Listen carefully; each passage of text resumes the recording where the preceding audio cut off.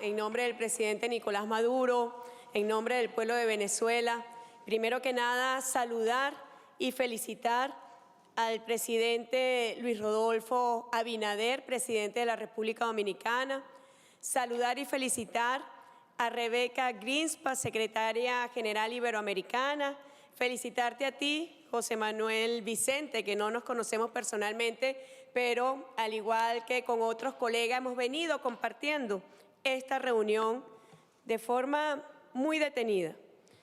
He escuchado con mucha atención con el equipo que me acompaña en representación de la República Bolivariana de Venezuela. He escuchado con mucha atención todas las intervenciones precedentes.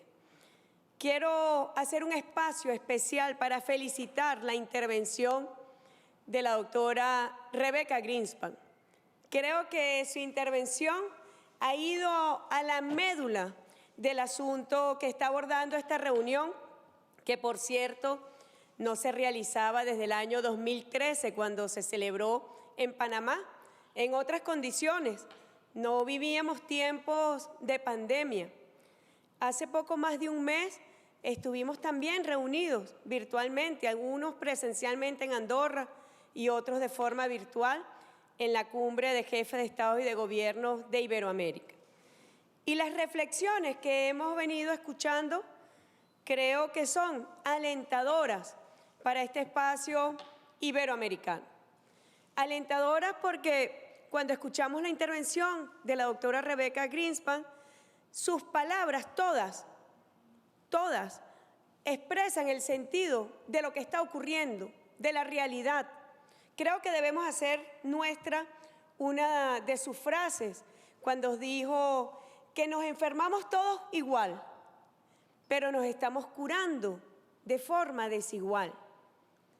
Es la forma alegórica para expresar algo que ya la comunidad internacional ha venido debatiendo, ha puesto sobre la mesa y tiene que ver, por ejemplo, con la desigualdad y la inequidad en el acceso a las vacunas.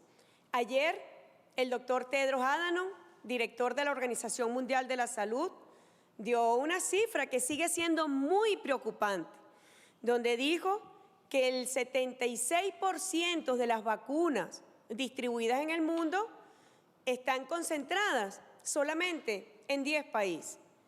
Y creo que ese es el punto medular de esta reunión, donde estamos abordando los distintos sistemas multilaterales de financiamiento, mecanismos, acciones para ver cómo atender de forma conjunta la pandemia. La desigualdad es un camino equivocado, sobre todo para abordar la pandemia, porque el mundo, de alguna manera, el mundo mayoritariamente capitalista, neoliberal, bueno, ha venido padeciendo la desigualdad, la pobreza, el acceso desigual de las grandes mayorías a sistemas de salud, al desarrollo económico, al desarrollo social. Pero la desigualdad en el manejo de la pandemia es el peor camino que puede tomar la humanidad. De nada hacen 10 países con lograr inmunidad colectiva para sus poblaciones cuando el resto del mundo no tiene acceso a las vacunas, no puede normalizar la vida económica en este mundo además globalizado. Es hasta una torpeza dentro de la misma lógica, dentro de la misma filosofía del modelo imperante.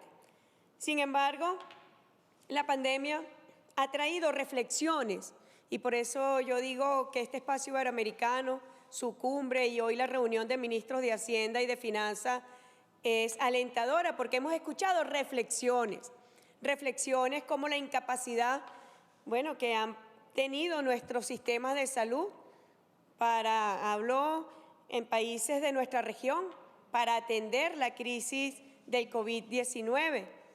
Afortunadamente en Venezuela el sistema público de salud de acceso universal y gratuito es la columna vertebral de todo lo que ha sido la atención contra el COVID-19. Pero necesitamos mejor calidad en la cooperación internacional. Y es lo que está llamado esta reunión, como ministros de Hacienda, como ministros de Economía y Finanzas, ver cuáles son los mejores mecanismos financieros para acceder a financiamiento. Es lamentable, tenemos que decirlo, que en este espacio iberoamericano hay 3 países víctimas de bloqueos económicos y financieros. Cuba, durante más de 5 décadas, padece, sufre injustamente un bloqueo criminal. Pero hoy Cuba tiene 5 candidatos vacunales que lo está ofreciendo a los países del ALBA, países también menos favorecidos en esa distribución sobre las vacunas y los mecanismos para atender y controlar el COVID-19. Nicaragua, país también sancionado vilmente, ilícitamente, víctima también de cambio climático, como lo dijo su representante en esta reunión. Y el caso particular de Venezuela, que bueno, sufre una agresión económica financiera sin precedentes. Deben saber mis colegas, deben ponerse en los zapatos de Venezuela y saber que a Venezuela se le ha privado del 99% de sus ingresos en divisas. Y en medio de la pandemia, en el año 2020, cuando la humanidad, bueno, por primera vez tuvo conocimiento de este terrible virus, en medio de la pandemia, Washington recrudeció el bloqueo criminal contra Venezuela. Por eso yo digo que necesitamos mejor cooperación internacional, verdadera cooperación internacional. No es lo que correspondía. Venezuela no solamente ha padecido las consecuencias de la pandemia, como es una crisis económica mundial sin precedentes, sino que en medio de esa crisis económica también se sumó el bloqueo a nuestros recursos financieros. Más de 7.000 millones de dólares líquidos están hoy secuestrados, bloqueados en el sistema financiero internacional. Yo aprovecho nuevamente, aquí está el representante de Portugal, aprovecho, así como lo hice en presencia de su presidente y de su primer ministro, de llamar a la reflexión de que esos recursos, más de 1.000 millones que están bloqueados en el Banco Novo Banco de Portugal, sean puestos a la orden de Venezuela a través de las Naciones Unidas, para que Venezuela acceda a insumos, a medicamentos para atender la pandemia del COVID-19. Pero el sistema financiero internacional incluso se ha negado que Venezuela pueda disponer del dinero de su pueblo, del patrimonio de su pueblo, a través de los mecanismos que ofrece la Organización de las Naciones Unidas. He escuchado también apreciaciones sobre las calificadoras de riesgo. Hay incluso una frase que me llamó la atención del representante de Costa Rica, cito a Costa Rica, donde él dice: parece que las calificadoras de riesgo no se han dado cuenta que hay una pandemia. No saben que hay una pandemia que azota al mundo entero, porque siguen con los mismos mecanismos opacos, económicos y financieros para calificar las realidades financieras de los países. En el caso de Venezuela, hace más de una década, es mucho peor, porque las calificadoras de riesgo han puesto por delante el sesgo político e ideológico contra la revolución bolivariana en el momento de dar la apreciación financiera del país que tiene las mayores riquezas petroleras del mundo, de gas, de minerales, de agua, hace más de una década. Pero me llamó mucho la atención que se empieza a hablar sobre el papel de las calificadoras de riesgo al momento de apreciar la situación de países de alto, medio y bajo ingreso. Llamo a esta Iberoamérica, llamo a este espacio iberoamericano, llamo a nuestra América a aprovechar estas reflexiones profundas que nos está dejando la pandemia. He visto que hay reflexiones, compartimos reflexiones, porque estamos padeciendo consecuencias. Aprovechemos la oportunidad de la crisis que está presentando y eliminemos por completo las desigualdades, los sesgos en las acciones y en los mecanismos financieros para atender la situación de nuestras deudas, para atender la situación fiscal de nuestros países para afrontar la pandemia. Y aquí yo quiero retomar palabras de la doctora Rebecca Greenspan, cuando habla del plan que hay de los derechos especiales de giro del Fondo Monetario Internacional, más de 650.000 millones de dólares planificados. Ahora bien, la pregunta, ¿cómo se va a distribuir? Porque este espacio que concentra 2/3 de pobreza del mundo apenas tiene proyectado 1.25% de estos derechos especiales de giro. Dijo además la doctora Greenspan que el 40% estaría destinado a los países ricos. ¿Qué estamos haciendo? Le pregunto a mis colegas, ¿qué estamos haciendo? No es el camino que nos va a sacar de esta crisis, no. Hay que repensarlo, hay que replantearlo desde la unión de nuestros países, de nuestros pueblos, para que incluso esos países ricos cedan los derechos especiales de giro a los países que más los necesitan. Y en este caso, en el espacio iberoamericano, está concentrada la mayor pobreza del planeta. Pero quiero ir más allá. Nos fuimos a revisar los números oficiales del Fondo Monetario Internacional. Allí dice, 33 países de América Latina y el Caribe.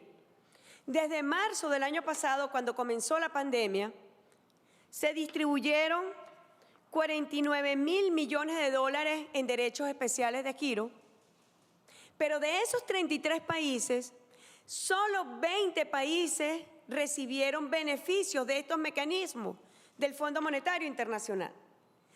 Pero voy más allá. De esos 20 países, solamente el 87% de estos 49.000 millones de dólares se concentraron en 4 países. Y en la asistencia financiera, de esos 20 países que han recibido algo desde el año pasado por parte del Fondo Monetario Internacional como cooperación no reembolsable, solo 5 países recibieron el 91% de 68.000 millones de dólares. Estas cifras son oficiales del Fondo Monetario Internacional. Venezuela tiene el honor de participar en esta reunión para coincidir con ustedes en las apreciaciones. El camino de la desigualdad en las acciones y en los mecanismos financieros no es el correcto.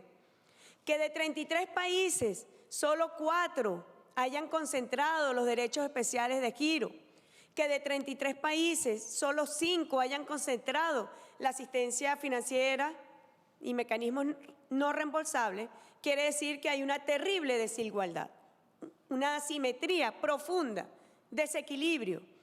Pero 13 países no recibieron nada, entre ellos está Venezuela, porque hay un sesgo político en el Fondo Monetario Internacional contra Venezuela.